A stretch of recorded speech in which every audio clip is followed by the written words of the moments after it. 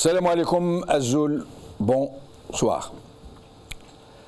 Les récents événements qui ont secoué Bjaya, sa région et d'autres villes du pays ne doivent pas être estimés à la légère, même s'ils ne seront rien quand ils seront comparés à ce qui ne manquera pas d'advenir, si rien n'est entrepris dans l'urgence pour exorciser la tragédie qui frappe déjà à nos portes. Oui, ce qui vient de se passer n'est qu'un signe précurseur des graves, très graves troubles qui s'amassent à l'horizon comme autant de noirs nuages. Oui, il ne faut plus se leurrer, ni refuser de regarder la vérité en face.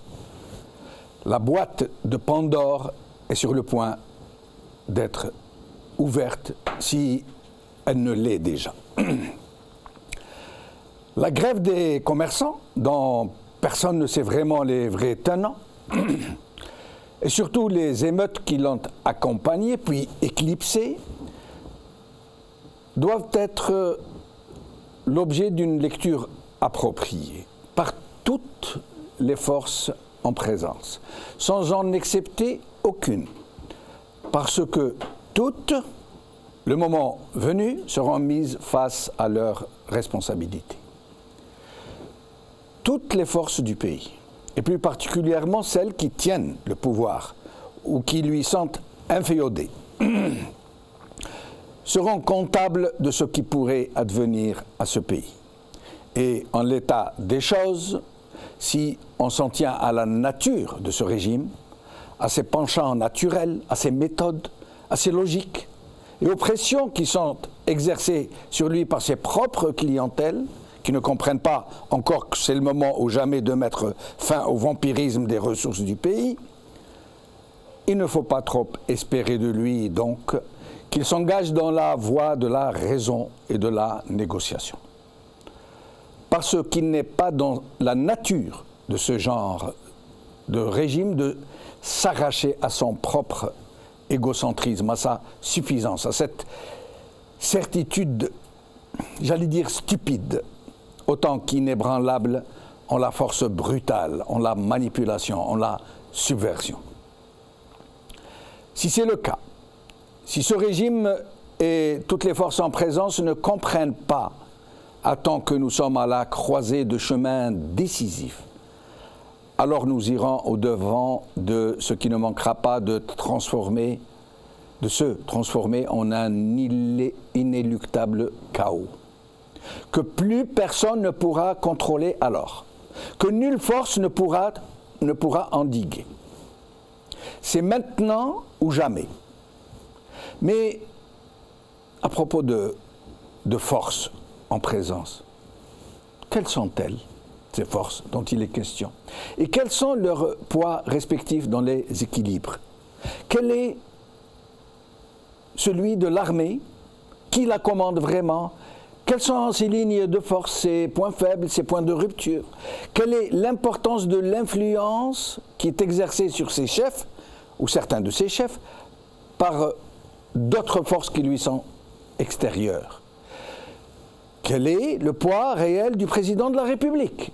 Ou pour être plus précis, de ceux qui gouvernent en ces noms et lieux? Que valent les partis dont on nous dit qu'ils sont les plus grands du pays? Le FLN, le RND, le FFS et tous les autres conglomérats politiques dont les déclarations remplissent les espaces médiatiques, mais dont on sait qu'ils ne seraient pas capables, tous réunis, de rallier autour d'eux une centaine de milliers de manifestants. Des partis politiques qui se bousculent déjà au portillon d'élections qui s'annoncent déjà comme celles qui se distingueront par un record d'abstention, ou pire encore, de boycott actif. Le FIS, qui est officiellement dissous, existe-t-il encore et pourrait-il renaître de ses cendres, ou a-t-il été irrémédiablement dispersé aux quatre vents?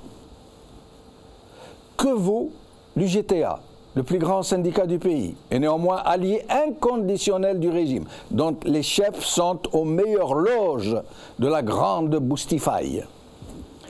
Pèseront-ils un temps soit peu tous ces syndicats autonomes qui ont démontré qu'ils étaient capables de mobiliser et de s'imposer sur le terrain malgré tous les problèmes insurmontables que leur crée le régime? La presse, massivement prise en otage par la carotte de la publicité institutionnelle et le bâton de la fermeture abusive, dont certains patrons ne cachent même plus leur soumission et leur zèle, pourra-t-elle, le moment venu, être reprise en main par les journalistes qui la font? Les élites du pays, atomisées, corrompues, neutralisées, de mille et une façons, poussées à l'exil, à la soumission, pourront-elles se ressaisir, se réorganiser, se porter à l'avant-garde de la contestation politique, de la négociation avec les tenants du pouvoir? Que pourra faire la diaspora qui a été disséminée aux quatre vents et qui se compte désormais en millions de personnes? Et qu'en sera-t-il de la plus grande force en présence, celle du petit peuple, aussi inconsistante qu'elle est aléatoire, qui n'est plus qu'une ombre, qui a été totalement anesthésiée, devant qui on ne cesse d'agiter le spectre d'un retour aux années de sang, celui de la syrianisation, et qui est dans un tel état de choc qu'elle s'est montrée disposée à tout accepter, plutôt que de courir le risque de replonger dans la violence, au point où elle perçoit comme ennemi, agent de la main étrangère, quiconque ose contester le régime. Et justement, à propos de cette fameuse main étrangère, chez laquelle séjournent et prospèrent néanmoins les familles de presque tous les barons du régime, qui ont leurs habitudes et l'avenir de leurs enfants, quel est réellement le niveau d'influence de cette main étrangère sur le régime et quelle serait sa réaction ou ses réactions si la situation dégénère? Un plan B est-il déjà sur la table? Autant de questions, autant de supputations et pas de réponse, ou alors si peu, ou alors des spéculations sans fin sur les capacités et les intentions des uns et des autres. Des arguties qui n'en compliquent que davantage une situation que plus personne ne semble contrôler.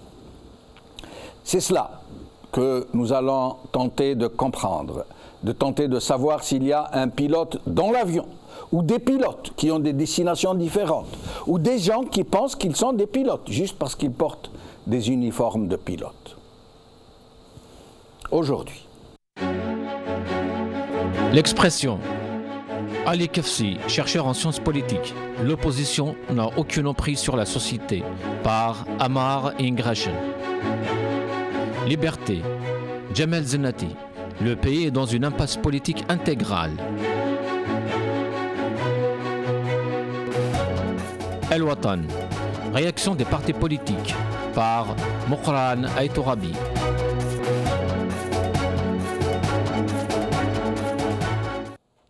Algérie, quelle force en présence, c'est le titre de notre émission aujourd'hui et j'ai le plaisir pour en parler de recevoir sur le plateau Saïd Aknin, militant pour la démocratie. Merci Saïd d'être avec nous. Bonsoir Jamel, merci pour l'invitation. Merci.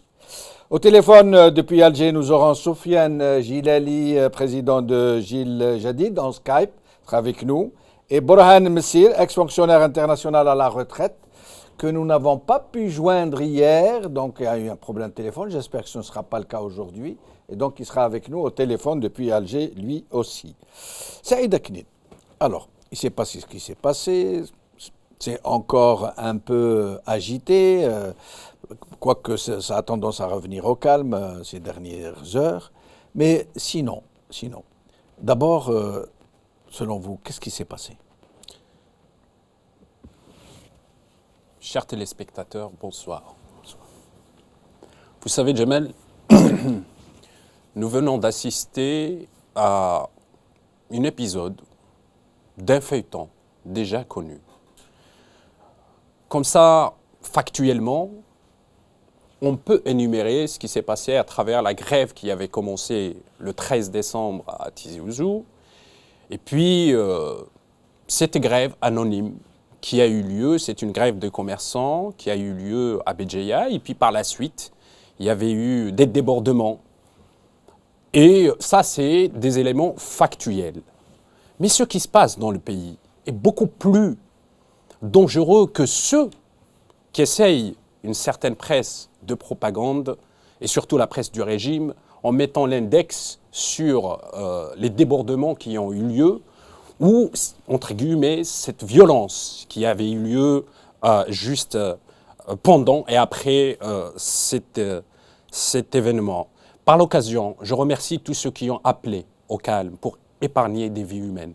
Nous savons la nature du régime que nous avons en face. C'est un régime sanguinaire. Nous l'avons vécu il y a de ça 16 ans, en 2001, où 127 jeunes ont perdu leur vie, où 127 jeunes ont été assassinés, y compris par des balles explosives. Aujourd'hui, il y a un marasme généralisé, il y a absence de perspective.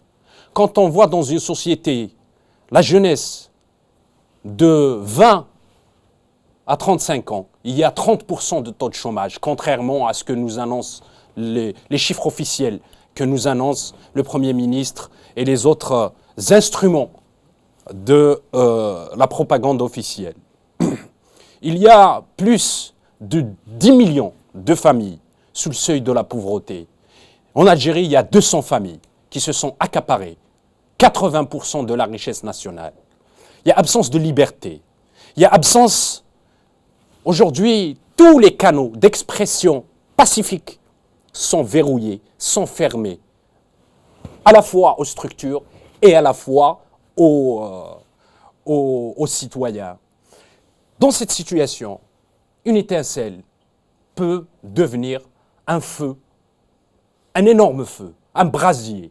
Mais pourquoi cette fois-ci? Par exemple, la grève des commerçants de Tizi Ouzou, qui a eu lieu le 13 décembre. Le 13. Elle a eu lieu, il n'y a pas eu de débordement, il n'y a pas eu de contestation, il n'y a pas eu cette intrusion des jeunes en colère qui sont venus s'exprimer à leur façon sur la scène politique. Pourquoi cette fois-ci ça n'a pas été le cas? Parce qu'à Béjaïa aussi, ça avait commencé par une grève des commerçants qui avaient baissé leur rideau à l'appel d'on ne sait qui, mais la grève avait commencé sans problème, et puis d'un seul coup, nous avons vu des jeunes envahir la rue, occuper la rue, pour dire plus vrai, et puis ça a un peu, quelque sorte, dégénéré. Je ne veux pas chercher les causes de pourquoi ça a dégénéré, mais comment se fait-il qu'une grève des commerçants dégénère ou se transforme en manifestation, en émeute?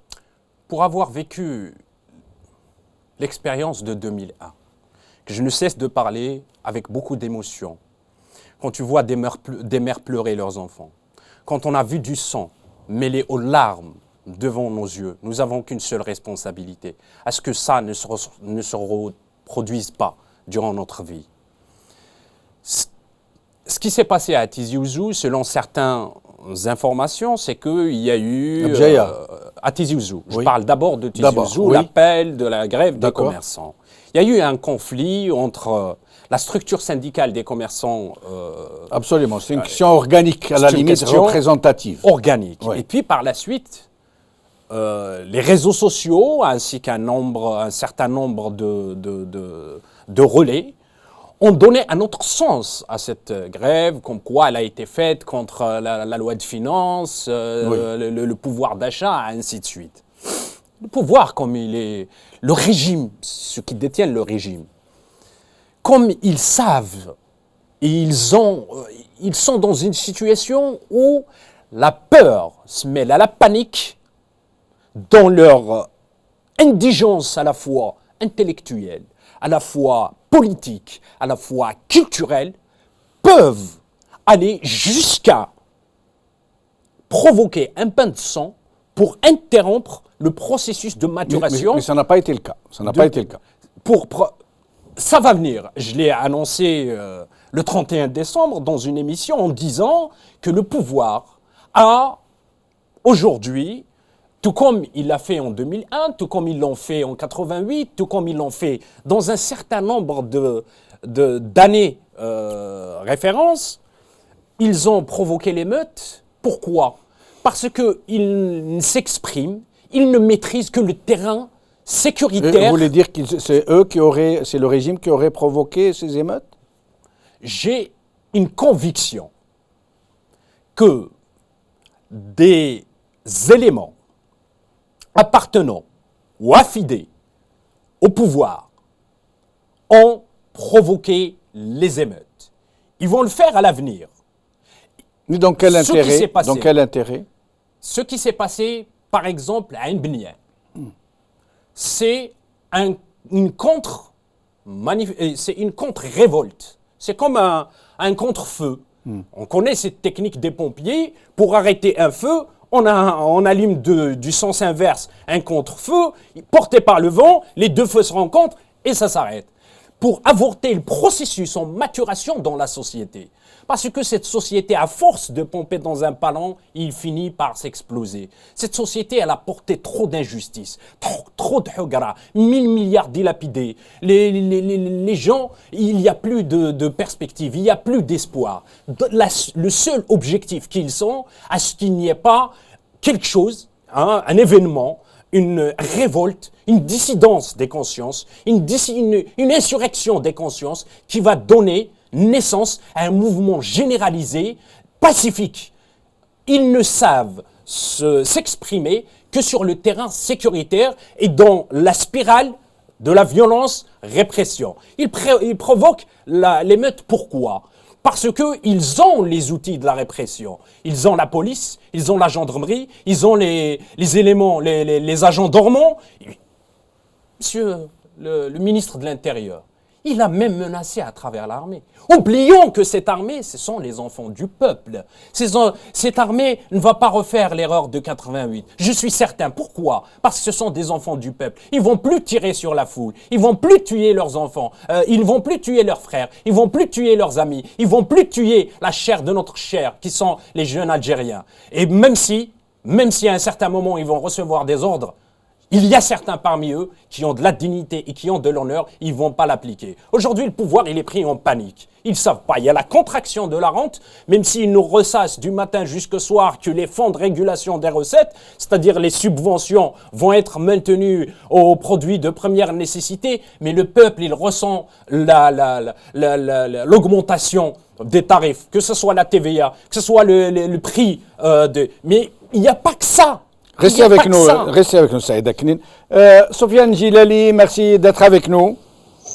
Merci, c'est moi. Merci. Alors, Sofiane Djilali, d'abord, votre sentiment sur ces événements qui viennent de se dérouler à Bjaïa et dans d'autres endroits du pays. Écoutez, il ne constitue pas une grande surprise puisque depuis des mois déjà on disait que la situation était telle qu'elle se dégradait peu à peu, même si les gens n'en prenaient pas totalement conscience, mais qu'au final il fallait bien qu'il y ait un point de rupture. Je suis tout à fait d'accord avec l'analyse ou l'approche de M. Aknin. En réalité, ce qui a beaucoup dérangé le pouvoir, c'est que cette première manifestation par le silence et la fermeture des magasins, des commerces, le 13 décembre à Tizi Ouzou. Et la peur était que petit à petit, de wilaya en wilaya, cette forme de réprobation du gouvernement prenne de l'ampleur et à ce moment-là, il n'y aurait plus grand moyen de faire face. Ce ne sont pas des jeunes qui cassent, ce ne sont pas des manifestations qu'on peut réprimer. Que voulez-vous faire contre un rideau fermé? Sinon qu'à faire ce qu'avait fait le colonialisme lorsqu'il y avait eu la grande grève et ils étaient obligés de briser les scellés pour réouvrir les magasins de force.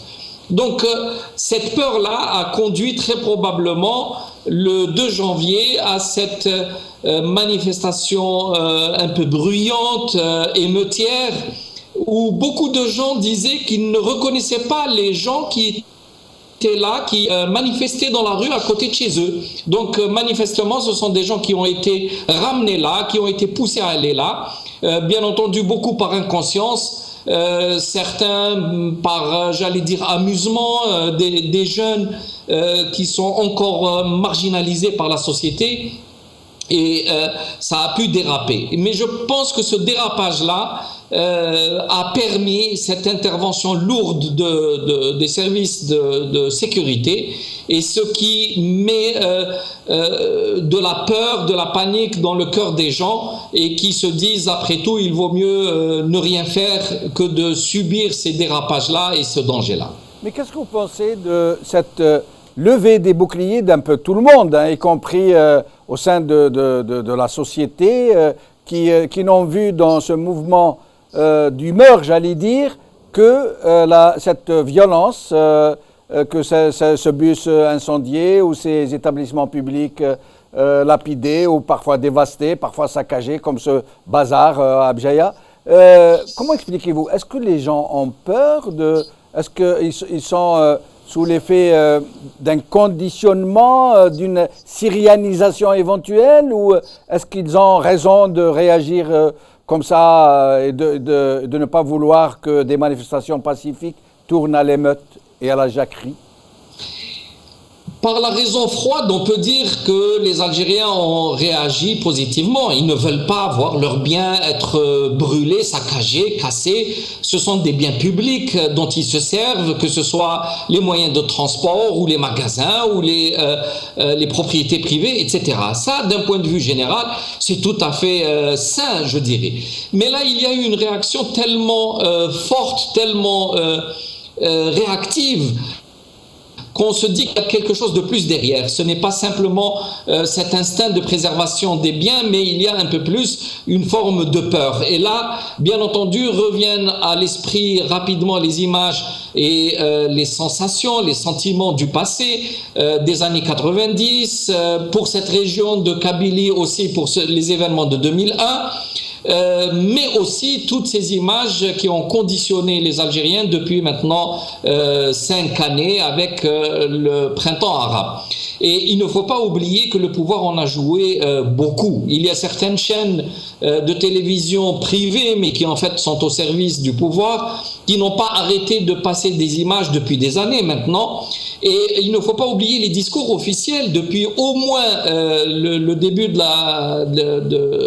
4e mandat, ou en tout cas pour faire passer en force le 4e mandat.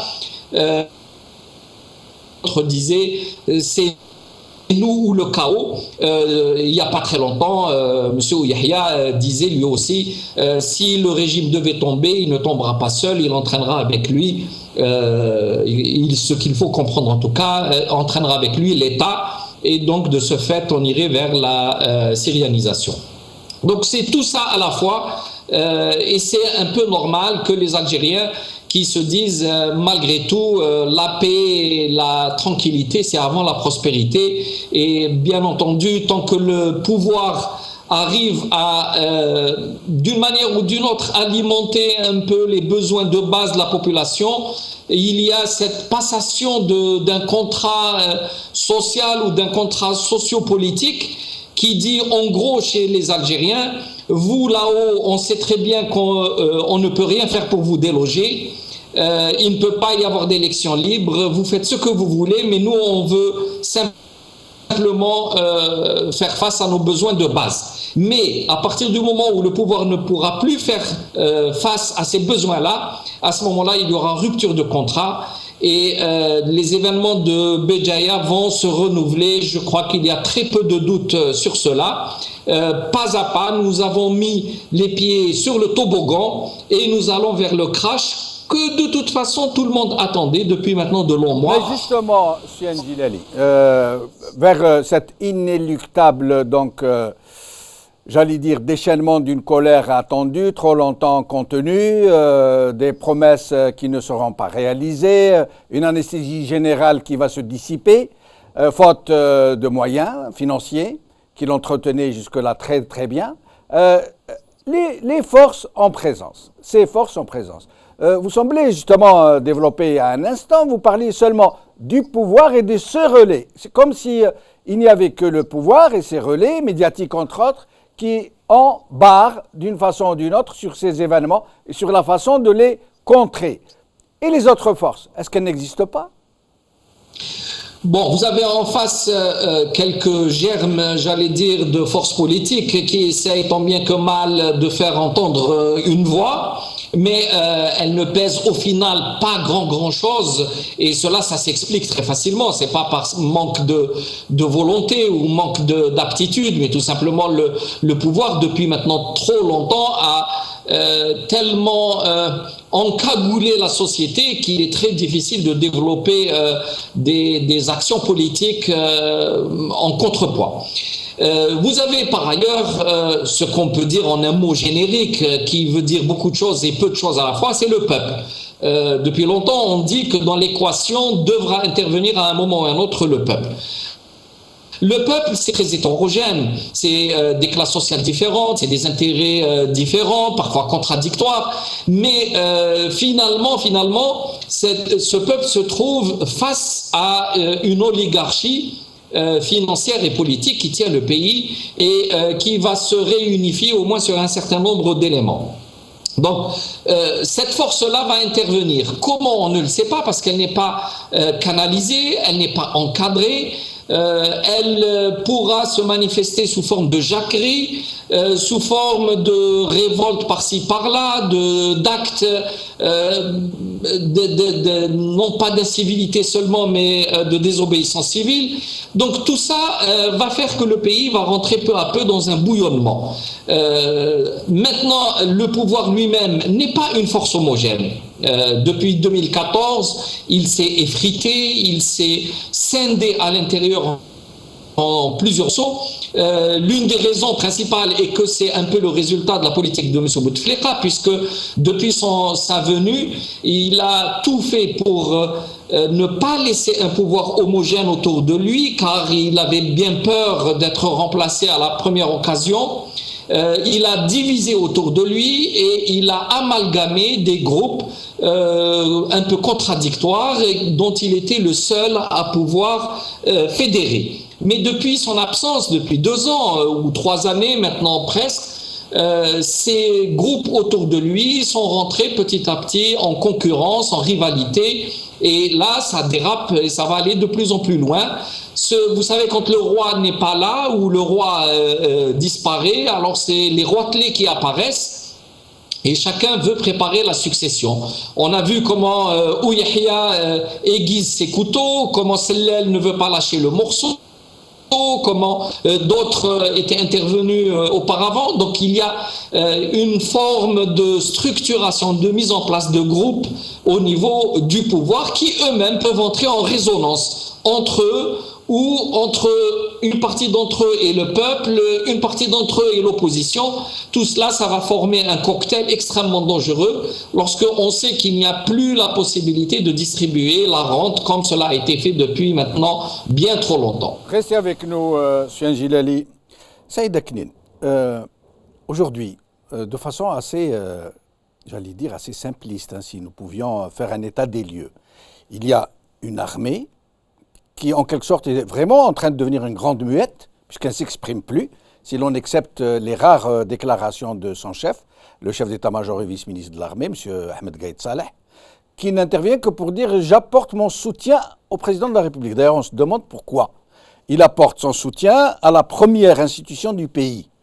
D'abord, d'un autre côté, il y a une société civile censée être une force sur le terrain qui est totalement absente, mais alors totalement absente, et une force qui n'est pas censée exister, une troisième force qui n'est pas censée exister, qui est occulte, mais qui est pourtant la première force du pays, c'est celle qui dirige réellement le pays, et dont on ne sait même pas de qui elle est constituée, si l'on accepte le frère du président, Saïd Bouteflika. C'est le seul dont on sait à peu près qu'il est le grand patron de tout le... mais sinon, il n'est pas seul. Il ne peut pas être seul. Il a besoin de... Donc, si nous prenons ces 3 forces, comment pourriez-vous m'expliquer, d'abord, leur présence, le niveau de leur présence sur le terrain et l'absence de toutes les autres? L'UGTA, les partis politiques, la presse, les intellectuels, l'intelligentsia comme on dit, la diaspora, tout le monde est absent. Je n'irai pas jusqu'à dire, il m'est difficile pour moi, étant militant, de dire qu'à ce point, cette absence. Simplement... C'est vrai, on ne peut pas se mentir. Je dirais qu'on n'écoute pas assez, ou qu'on n'a pas vu assez, ou les intermédiaires qui sont censés nous donner l'information ne le font pas comme il se doit pour qu'on puisse éventuellement voir toutes ces initiatives citoyennes, voir ces militants encartés et non encartés qui font un travail formidable dans la société, bien que parfois leur travail est phagocyté par des luttes d'appareil, par des intérêts bassement mesquins autour d'échéances, autour de participation, autour de classement dans les listes électorales, oubliant complètement la première mission de ces structures qui est d'encadrer la société et justement de lui éviter d'y aller vers le chaos. Maintenant, effectivement, il y a plusieurs forces dans un pays. Il y a les forces visibles et les forces invisibles. Quand je parle des forces invisibles, je ne parle pas des forces de l'esprit, comme disait l'autre. Je ne parle pas des forces du mysticisme et autres. Hein. C'est trop loin pour eux pour parler de tout ça. Ils sont plus affairés aux intérêts matériels qu'à un autre aspect purement philosophique ou autre pour parler de ça. Maintenant, il y a plusieurs forces. En effet, depuis l'indépendance géographique, l'armée qui était censée être une institution régalienne, a mis main basse sur le pouvoir en Algérie. Quoi que l'on dise, d'ailleurs, tous ceux qui sont passés ont une carrière militaire. On sait qu'à partir de 88, il y a des choses qui ont changé. Et les choses qui ont changé, c'est la mainmise, surtout après 92, c'est la mainmise de la police politique sur tout ce qui est vie politique dans le pays, y compris la manipulation d'un certain nombre de structures, la création de l'autre, du faux vrai, du vrai faux, non seulement dans les maquis, mais aussi y compris dans la vie politique du pays. Et puis, il y a d'autres forces, les forces occultes, les mafias locales, les clientèles, ceux qui ont des intérêts à préserver, des forces qui sont manipulées par d'autres forces à l'étranger. Et tout ça fait que la problématique, elle est complexe. Mais ce qui nous intéresse le plus, ce n'est pas de rentrer à l'intérieur et d'essayer de disséquer, de faire le travail du chirurgien. Même si on va essayer aujourd'hui de pénétrer l'épicentre de la prise de décision en Algérie, on n'arrivera pas. Et je défie quiconque de me dire aujourd'hui qui prend la décision au pays et qui réellement signe les décrets. On n'en sait absolument rien et ces informations, à la limite, ne nous intéressent pas. Ce qui nous intéresse aujourd'hui, c'est les forces qui devraient être les forces, les catalyseurs du changement et qui se neutralisent entre elles. Ces forces, je pense aujourd'hui à la société civile. Et la société civile, elle fait un travail formidable. Seulement que parfois, on ne le voit pas. Je vois par exemple l'initiative qui a eu lieu à Tizi Ouzou, l'initiative qui a eu à Constantine. Il y a plusieurs initiatives qui se prennent. Quand je vois le travail que fait RAGE, l'association RAGE, Action Jeunesse, Rassemblement Action Jeunesse, quand je vois l'action que fait la Ligue algérienne de la défense des droits de l'homme, quand je vois les autres associations qui, parfois, n'ont pas les moyens. Et parfois aussi, il y a des structures politiques qui handicapent parce qu'ils ont cette envie, ils ont ce nombrilisme qui les empêche de promouvoir une société civile libre et autonome. Ils veulent une société civile embrigadée. Je cite des exemples très simples. Quand on est dans une assemblée de wilaya et qu'on est là, on a une cagnotte à donner aux associations. Certains préféraient les donner aux associations affiliées à tel parti ou à tel parti en fonction de son obédience que de les donner à des associations utiles. Voici ce qui handicape aussi. Parfois, ça vient de nous, ça ne vient pas simplement du système. Mais le système, il a cassé tous les ressorts de construction d'une société libre, autonome, qui réfléchit pour pouvoir construire les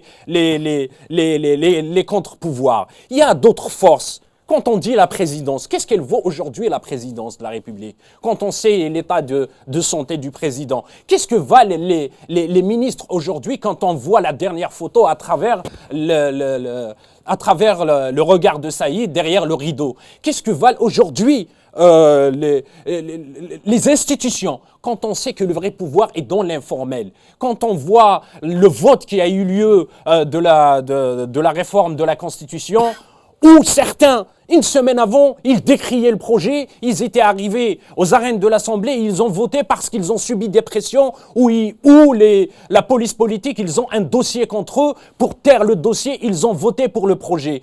C'est ça. Maintenant, jeter la responsabilité dans les partis, c'est bien facile et c'est le jeu du système. Je ne fais pas partie de ceux qui disent « Voici la responsabilité de cette situation, c'est cette force qui est appelée les partis de l'opposition. » Et l'armée dans tout ça? L'armée, c'est elle qui dirige le pays. Il y a un conglomérat de généraux. Il y a un instant, vous disiez on ne sait pas qui dirige. Mais non, je disais qu'on ne peut pas avoir de nom. On peut pas rentrer à l'intérieur, voir l'épicentre, comme ça, d'une façon générale. On peut annoncer des choses. C'est une conviction. À un moment, par exemple, pendant les années 90, on savait que c'était l'armée qui commandait, les services de sécurité de l'armée, de DRS. Mais on connaissait les généraux, la douzaine de généraux qui avaient la haute main sur tout.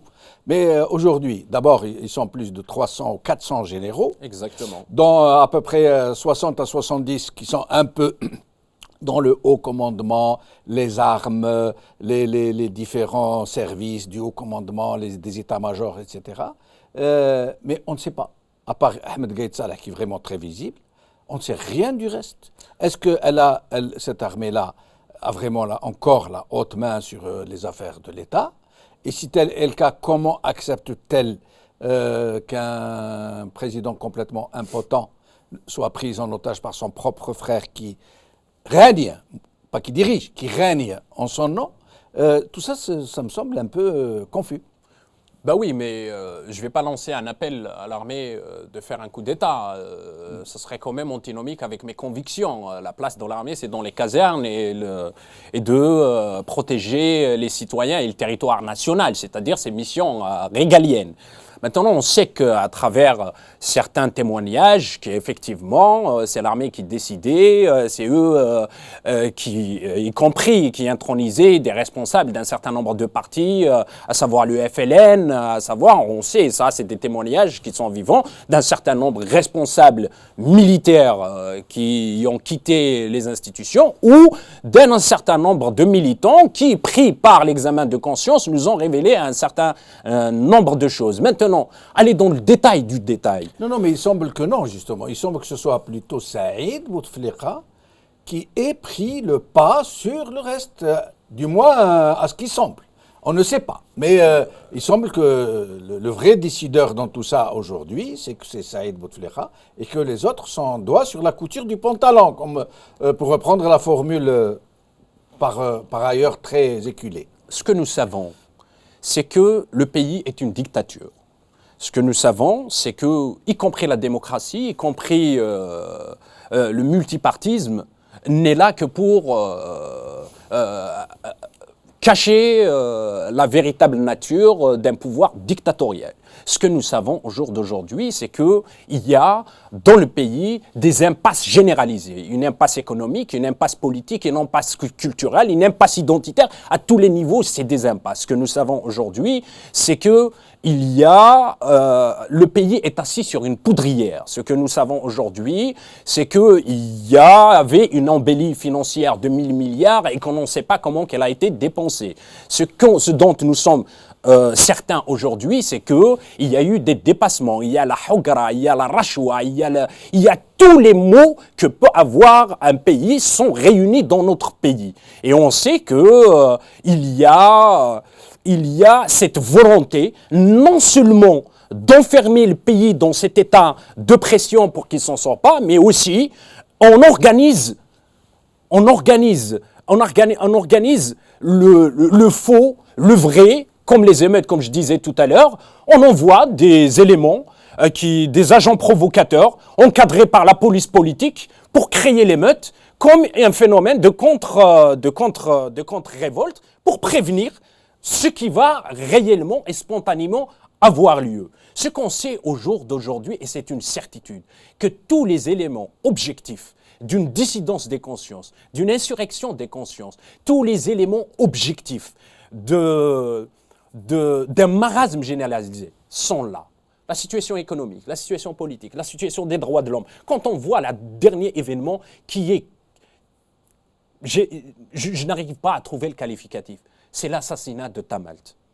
Ça, c'est un acte de barbarie, de grande barbarie. Quand on voit la loi de finances, c'est une loi de finances de terrorisme économique. Quand on voit les mesures de répression, c'est des mesures de terrorisme social. Ça, c'est des réalités. Maintenant, trouver ce qui est là, on sait que l'institution militaire, pas l'institution militaire, on sait qu'il y a des militaires qui sont là et qui, pour préserver leurs intérêts, de partage de la rente, d'import-import, de nomination de tel wali, de nomination de tel ambassadeur, sont prêts à sacrifier la souveraineté nationale, à sacrifier des vies humaines, à sacrifier... Après, effectivement, ils ont autour d'eux une clientèle qui peut avoir la tenue de civil, mais en réalité, ils ont la mentalité de militaire. Restez avec nous, Saïd Akline. Je suis désolé, on n'a pas pu joindre Borhan Messir, malheureusement, encore une fois. Je reviens à vous, Soufiane Djilali.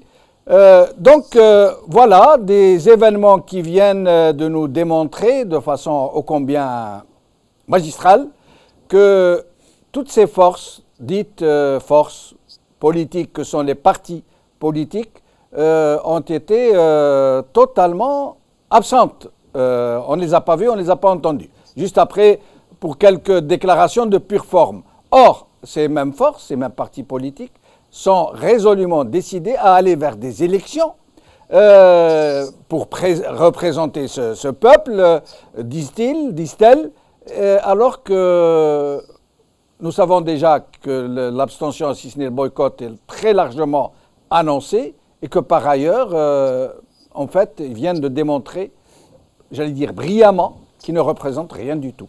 Je m'excuse. Vous-même, votre parti a donc appelé au boycott. Qu'est-ce que vous pensez justement de cette frénésie d'aller vers ces élections, quoi qu'il en coûte? Sans avoir à juger l'intention profonde, et chacun a le droit de décider ce qu'il veut, mais je pense que c'est une erreur stratégique que d'aller aux élections cette fois-ci, parce que le pouvoir, en fait, a trouvé là une perche tendue pour se sortir du piège où il est. Mais si vous voulez, vous avez abordé très longuement avec votre invité sur le plateau, M. Saïd Akline, des questions de fond qui sont très importantes et qu'il faut un jour commencer à aborder. Comme toute société, la société algérienne a sécrété un pouvoir. Le pouvoir ne vient pas de l'extérieur de l'univers, il ne vient pas d'un autre continent, il est le résultat réel d'un certain équilibre dans la société. Or, c'est quoi la société? La société, d'abord, ce sont des structures que nous voyons tous.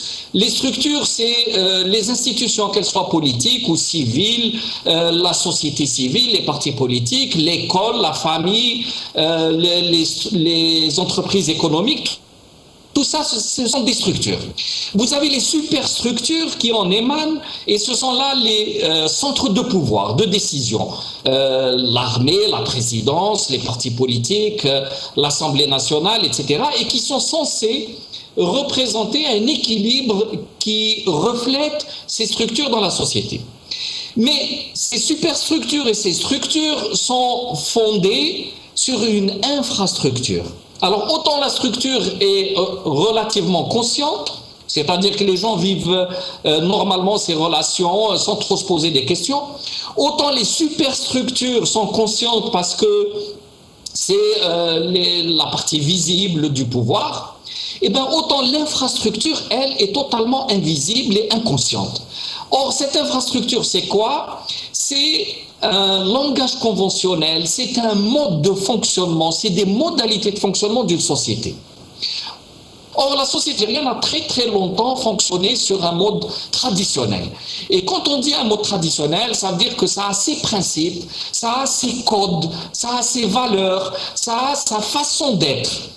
Et cette société traditionnelle a été depuis au moins 1962, et le rythme s'est accéléré depuis les années 70-80, cette société traditionnelle a commencé à être fracturée, déstabilisée, sciée de l'intérieur. Et petit à petit, on assiste à une forme d'effondrement de cette société traditionnelle parce qu'elle a été envahie sournoisement, si j'ose dire, par d'autres valeurs qui sont venues se greffer dessus, puis l'infiltrer et la déstabiliser de l'intérieur. Ce sont les valeurs qu'on dit aujourd'hui modernes par rapport à l'industrialisation, un autre mode de vie, l'urbanisation, etc. Or, les valeurs qui étaient dans la société traditionnelle et les valeurs portées par le monde moderne sont en totale contradiction.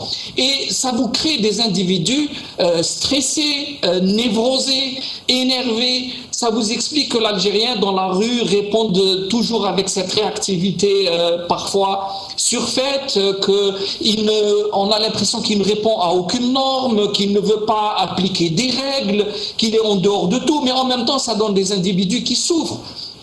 Parce qu'ils ne savent plus très bien sur quel pied danser.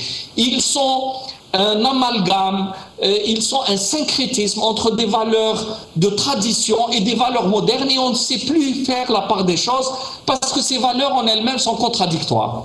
Alors l'Algérie des années 90 a vécu un affrontement très violent entre ces valeurs, des valeurs qui étaient très rattachées à la tradition, et les valeurs qui voulaient cette évolution et ce modernisme.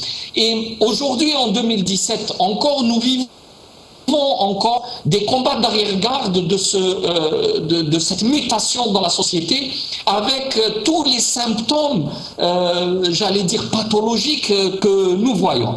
Bien entendu, le pouvoir a une grande part de responsabilité parce qu'il n'a jamais compris ce qui se passait dans la société et donc n'avait pas les outils comment traiter ces problèmes, et de toute façon, se voyant dépassé, il a dû depuis toujours se dire, vous savez, moi ou quelqu'un d'autre, de toute façon il n'y a rien à faire, donc autant moi j'y suis et j'y reste. Alors vous avez des valeurs comme les valeurs d'autorité dans le pays. L'autorité, ça vient de très loin, ça vient de notre société traditionnelle où il y a une autorité fondée sur le rapport de force. Parce que la société traditionnelle, vous avez une idée, c'est une société qui était très renfermée, où les relations sont très déséquilibrées entre les hommes et les femmes, où il y a une forme d'adoration de l'ancien, du vieux, d'interdiction du renouvellement, du changement. Alors toutes ces valeurs travaillent dans le fond de l'inconscient. Elles existent dans la société, elles agissent encore aujourd'hui. C'est ce qu'on appelle les valeurs anthropologiques. Mais en même temps, les nouvelles générations portent d'autres valeurs parce qu'ils ont été à l'école, ils ont été à l'université, la fille a eu la chance de s'ouvrir sur le monde aussi grâce à l'école et à l'instruction. Et cette grande bataille, cette grande guerre en sourdine qui se passe à l'intérieur de la société, à l'intérieur de la tête de chaque Algérien, c'est cette guerre-là qui a fragilisé complètement le tissu.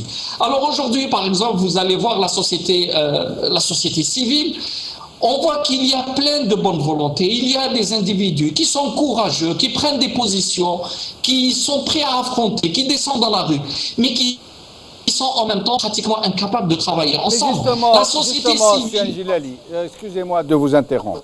Justement, à moins de refuser de voir l'évidence, de la reconnaître, on ne peut pas ne pas imaginer que la situation va se dégrader peut-être très gravement. Il n'y a aucun doute là-dessus.